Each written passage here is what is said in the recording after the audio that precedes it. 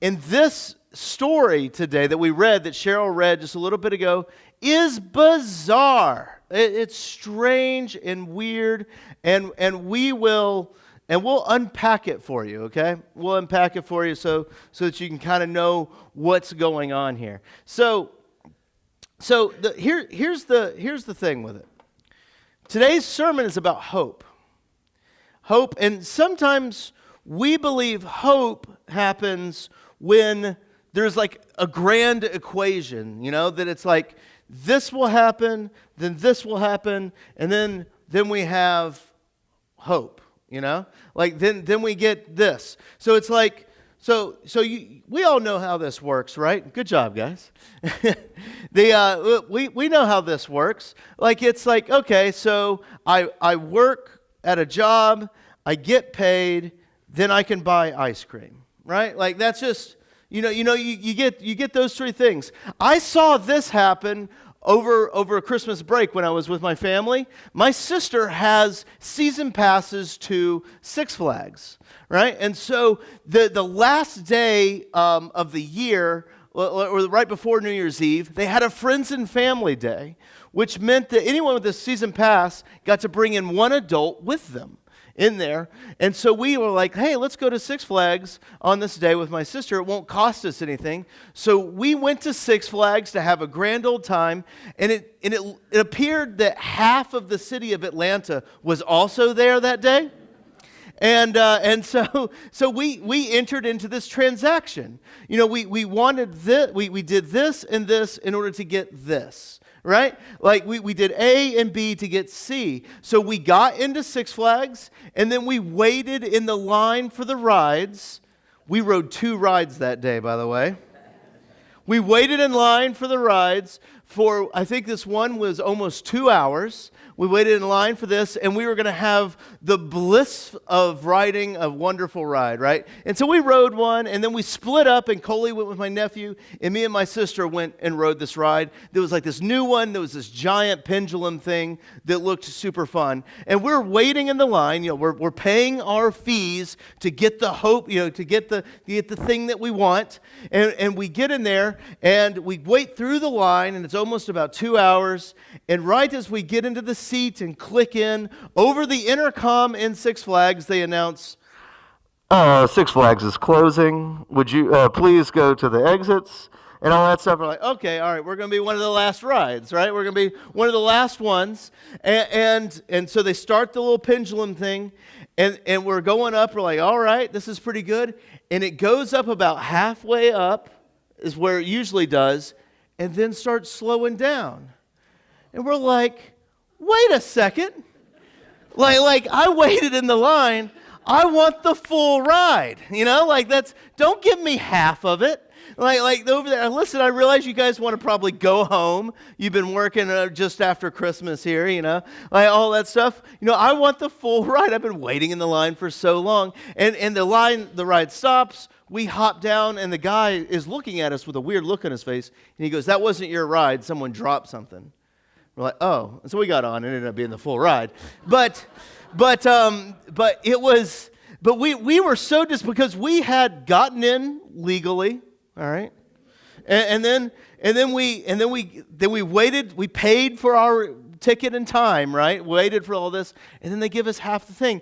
And many times that happens to us. And if you notice the way we're telling the story, is we put hope in those first 2 things. Those first 2 things that we were doing, that we did A and we did B, we got in the park, we waited in the line, and we were waiting for the blissfulness of riding that ride, right? Like we knew that was going to happen. But all of a sudden what happened as soon as the bliss of the ride was taken away? You're disappointed, right? And I think we do this to ourselves all the time when it comes to hope. Like we put so much hope in what we're doing that there's so much riding on whether or not we get the goods or not. And a lot of times there's 2 ways this can go out. One of them is, okay, I've done everything right. I've done this, and now I expect to get this. But what happens when you don't get that? you know? Or what happens when you did pretty well doing these things, and then Thomas down the street, who doesn't give a rip about doing anything, gets the thing that you want? And you're just like, there's no justice in this world, right? Like there's like, what's going on? And you begin to lose hope in it. But my whole thing is, I think we were putting hope in what we were doing before. And I want to show you that in the story today. So with this story of Elijah, you got to understand about this story. The story is weird and bizarre. And if you've ever listened to a sermon with me, whenever you get across a Bible story that is weird, you got to let it be weird. All right? You got to let it be weird. So we're going to let this story be weird. What I'm going to do is I'm going to kind of walk through the story, kind of pointing out some things that you kind of see, and then I'm going to point out the weird stuff, because there's a lot of weird stuff in the story that isn't obvious right away. So, if you remember from last week, we were introduced to Ahab and Jezebel. Remember, Ahab, it said that he did evil in the eyes of the Lord, but then it took it one step further and said he did more evil than anyone that was before him. This guy was the worst one ever, right? And then he married Jezebel, which we're pretty familiar with her, right? And she ushered in even more Baal or Baal worship into this region, right? She ushered in all of these things. So whenever we think of Ahab and Jezebel, you need to have just a visceral reaction with you, and that's just to go boo. All right? So let's see how you do here. So Ahab and Jezebel came onto the scene. Yeah, there you go. There it is. So they're there, and then Elijah comes onto the scene. Oh my gosh, I can't talk. I just can't do it. I'm trying to be interactive here. All right. When Elijah came on, right, and he's there, and he goes before Ahab. Yeah, see, I got you. He goes before him, and he says, "Your God Baal doesn't mean anything," because remember, Baal was the god of rain and fertility and all that stuff. Your God Baal doesn't mean anything. It's not going to rain until me and my God says so, which upsets Ahab and Jezebel. Yeah, good job. And which upsets them. And God tells Elijah, "You better run. You got to go into the wilderness, just like my people before you." And he goes out into the wilderness, and ravens feed him out in the wilderness by this little creek over there. Let's see, why is it not working? There it goes. And here's a photograph of that event. Everything looked animated back then. And so these ravens feed him, and then it doesn't rain for 3 years, and everything dries up, and the creek dries up. And God says, "Go to the region of Sidon to Zarephath, and you'll find a widow there." And he goes. Elijah walks over to this widow, and he finds this widow, and he's like, "Hey, widow, can you give me some water?" And she's like, "Okay." And she goes to get the water, and it's the way it reads is kind of funny, because she's going to get the water, and he's like, "Oh, can you bring me some bread too?" Like, come on, man, ask for it at the beginning, right? He bring him some morsel of bread, and she looks at him and goes, "Oh, yeah, but like my plan was we only had just a little bit of flour left, and I had a little bit of oil, and I was going to make that into bread, just a morsel of bread for me and my son, and we were going to eat it, and then we were going to die." She kind of lost hope, right? Like there's no hope in that phrase. And Elijah says, "Well, as by the Lord lives, what I'm going to tell you is that go ahead and make me a morsel, and it will not run out. It will not run out." And so she does as Elijah instructs her, and for weeks they live off this never-ending flour and oil. There's never a lot of it, there's a little bit, and they eat off of it, and then tragedy happens again. And it looks like God's taking care of everything. And then all of a sudden the boy, her son, dies. Let's talk about that for a second. Let's talk about the plight of the widows in the Old Testament. If you were a widow, life was bad for you back then. Like, very bad for you. Because women just didn't hold down normal jobs back then.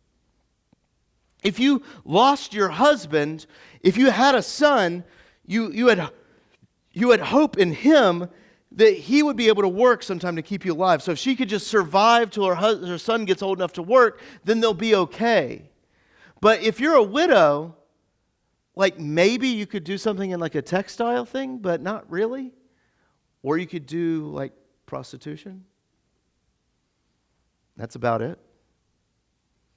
Like widows it's a tough life. And that's who Elijah's going to. And then this woman's only hope for the future, her son, dies.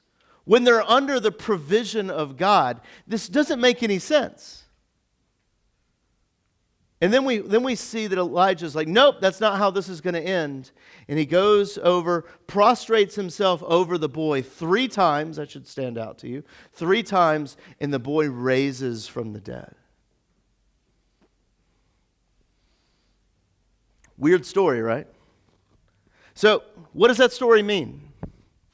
I was talking to Coley last night, and she said the same thing that I kind of grew up listening. I asked her, like, what does that story mean? What have you heard from other pastors about what that story means? And it's the same stuff that I had heard growing up. It's that God will provide for you. He may not provide everything that you want. It may not be this huge bounty, but God will provide, the little that you need to survive each and every day. And that's in there. And that's a good story, but I'm not sure that's what it's about. You know why I don't think that's what it's about? Because Jesus quotes this story. And Jesus doesn't quote that part of the story. Let's look at the Jesus quote real quick. It's from Luke chapter 4, and it's actually part of what I did. I don't know why the app's not working. There we go. Now the app works. And it's from Luke chapter 4, and you got to remember, this is at the very beginning of Jesus' ministry, that he walked into the synagogue in his hometown, and he read Isaiah, which is this passage basically about the Messiah, and he closes up the passage in the scroll, and he sits there and he goes, today this is fulfilled in your hearing. I don't know if it was smug like that or not, but today this is fulfilled in your hearing. And everyone's like, what? This guy just called himself the Messiah. Listen, Jesus, we know who you are. You are Mary and Joseph's son. We have seen what you've done to your parents and what you've put them through. When you guys came back from Jerusalem, back when you were 12, we know what happened that day. You didn't follow them back. You made them go all the way back to Jerusalem to come get you, right? We know what you're about here, Jesus. We know how bad you are, unless you can't be the Messiah, right? And Jesus is like, come on, guys. Does a prophet have no honor in his hometown? And then he quotes this story. And look at what he quotes. He says, but in truth, I tell you, there were many widows in Israel in the days of Elijah, when the heavens were shut up, when it didn't rain for 3 years and 6 months, and a great famine came over all the land. And Elijah was sent to none of them, but only to Zarephath in the land of Sidon, to a woman who was a widow. We read that as we were getting ready for this sermon, and we're like, wait a second. What's he talking about there? This doesn't make any sense. This doesn't fit. In order for this to fit, we got to put on our biblical glasses. This is what those look like. You remember these? You got to put on your biblical glasses. You got to read things like the author, kind of who he was writing to. You got to put on your biblical glasses. And the first thing we have to do is we have to go back and remember the birds, those ravens. That's the first thing. Remember, God sent the ravens to take care of them? Now, if you're Hebrew, did you know that the ravens are actually dirty? That they're unclean? Did you know that? I didn't know that. And I study this stuff all the time. ravens are unclean. You could read it like this. You could read it like this. And Elijah was out in the wilderness, and God sent pigs to feed him. Right? It's no different if you're Hebrew reading that. Why is God sending unclean animals to feed Elijah in the wilderness? In what world does that make sense? It's a weird story, right? So he goes over there, and then we continue on. And he goes and he meets this wonderful widow and her son who they don't have anything. And it says that they live in Sidon and specifically Zarephath. Does anyone know where that is? Yeah, we actually do know where it is. It's not in Israel. It's not in Israel. It's not in God's people area. It's in a Gentile region, but it's not just Gentile regions. You know who else is from Zarephath? Jezebel. Yeah, Coley. Coley heard the sermon from last time. But Jezebel's from there. What? Yeah, boo. Like she's from there. Why in the world is God sending Elijah to someone that isn't even one of his people? Why is that happening? Why is God sending Elijah to the Gentile region? To people who aren't even worshiping the one true God, who most likely are worshiping Baal and this other god Mot that we're going to deal with here in a second. Why is God sending him to this? Listen, this isn't fitting into the order of how things are supposed to be. If you're a good Hebrew, you're supposed to live a good, clean life, live in kosher, doing everything that you should, pray enough, and then God will bless you, right? But God isn't even obeying that. What is going on here? And Jesus quotes it. And he says, when all those people are yelling at Jesus, Jesus, we know who you are. You're no Messiah. You're just the bad kid that Joseph and Mary had. And he says, the truth is that the prophet's not allowed to be in his hometown. And he says, the truth is, I tell you, there were many widows in Israel. This is how a Hebrew would have read this. There were many widows in Israel in the days of Elijah, when the rain stopped and famine came over the land. But Elijah was sent to none of them, but to only a foreigner in a foreign land. That's how a Hebrew would read that. Does that not mean something completely different now? Is anyone uncomfortable? Because you should be, because this is uncomfortable. God is sending him, and Jesus seems like he's almost taking that mantle on to himself. And I think this story is talking about hope. But it's wanting us to place hope somewhere else. Because so often we base our hope on the equation. We say things like, if I save enough and I don't spend very much, then I will have a decent retirement, right? If I go to the right hedge fund manager and if I do all this, then I'll have a good retirement. If I go to school, get a good job, then I'll be fine. If I raise my kids, take them to good schools, do all this, give them the right foods, then they'll be all right. You know, if God will love me if I pray enough, give enough, come enough, then I'll be okay, right? And what we end up doing is we end up putting hope in all of those other things, expecting that if we just live the good enough life, then things will be fine. The problem is things don't always work out. And when they don't work out, the hope comes crashing down. And you end up looking at God sending Elijah, his mighty prophet, to a foreign land, while there were many widows in Israel who didn't have anything either. And it just collapses it all. What does all this mean? What is happening? What is going on? And we continue going on from there. Her son ends up dying. So they worshiped Baal, which is the god of water, the god of rain and fertility. But they also worshiped this god Mot. They weren't big fans of Mot, but he was in the thing. And Mot was the god of death. And famine is all over the world at that time. Famine is all over it, and the god of death, it looks like, is winning.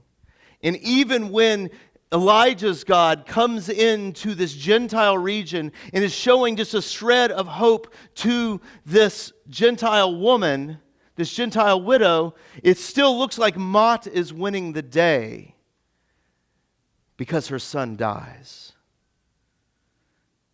And Elijah then stretches out over the boy 3 times. Have you ever read that story, maybe if it was just now? Do you think that's odd behavior? Like him laying over the child that's dead? You don't think that's odd? We need to talk afterwards, this Hatha. Like, that's odd. Like, that's like laying over on top of a dead boy? Like, I don't know. Maybe I'm weird. I don't. He's probably praying. So let's talk about that, though. So was it clean or unclean to touch a dead body in the Hebrew customs? Unclean, right? Do you think it's more unclean or clean to put your whole body onto a dead person? What is Elijah doing? He's taking even more death onto himself, right? Over there, Linda's saying that he's bringing life into him. Like it's a weird story, right?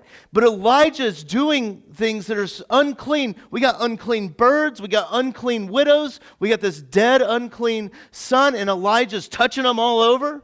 That sounded bad. He's laying all over him, right? Like that he's all these things. They're not good stuff, but the boy rises up anyway. But God still breathes life back into the boy's lungs.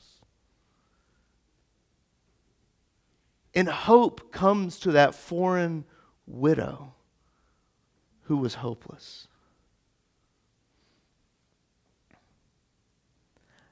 And I think that's what Jesus is trying to get across to us. Is that his hometown knew, they're like, we've seen what you did to your parents. Jesus, you can't be the Messiah because I saw you go through acne. And I can't, therefore you cannot be the Messiah. Right? And so often we put all of our faith and hope in that equation. And so often in life that equation is just destroyed. And we just think, I just can't do it then. I can't do it. And I think that's the point of the cross. Is that the entire gospel is pushing us towards the cross of Jesus. And all these people, they think they understand what's going on with Jesus. They think they get it. They're like, this is finally the guy who's going to come and save us. This is the guy who's going to see us through to become our king. And then he dies a dirty death. He dies on a foreign killing machine at foreign hands to the yells of the locals. He dies. But just like in Elijah's story, 3 things later, and he rises again. And he rises to bring hope to us by saying, it's not about you doing this and this to get the goods. It's about Jesus coming through the dirt and the muck and the uncleanness to grab us all and say, you are loved and accepted in my children and family. That the hope isn't that we can do it. The hope is that the dirtiness of the cross said that none of us will be left behind. It's a weird story about Elijah, but I think it's pointing to the truth of the way of Jesus, the way through the cross, so that none of us, even those dirty, nasty widows from other countries, will be left behind. And I think that's good news for us all. And we'll